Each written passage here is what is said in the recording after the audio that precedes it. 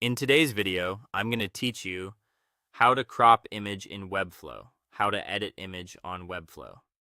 If you've ever tried to fine-tune how an image looks on your Webflow site, cropping is one of the quickest ways to control composition and keep things on brand.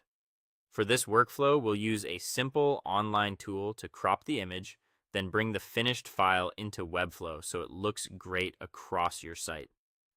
First, open your browser and go to imageresizer.com. This site gives you an easy, straightforward crop tool right in the browser, so you don't need any special software.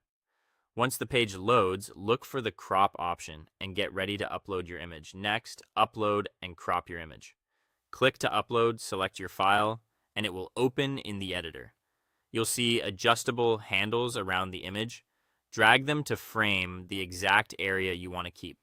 If you're designing for a specific space, choose a preset aspect ratio like 1:1 for square thumbnails, 16:9 for hero sections, or 45 for portrait cards. You can also type in exact pixel dimensions if you need a precise fit. As you crop, keep your subject centered or aligned to the rule of thirds grid if available, so the composition feels balanced. Pay attention to size and clarity. For full width sections, a width around 1600 to 1920 pixels is common. For smaller cards or galleries, 800 to 1200 pixels usually works well. Avoid enlarging small images as that can cause blurriness. When you're happy with the framing, apply the crop and download the result. Choose JPEG for photographs at a moderate quality setting to keep file sizes efficient, or PNG if you need transparency or crisp edges for graphics and logos. Now, upload the cropped image to Webflow. Open your project in the Webflow Designer and go to the Assets panel. Click Upload, select the file you just saved, and it will appear in your asset library.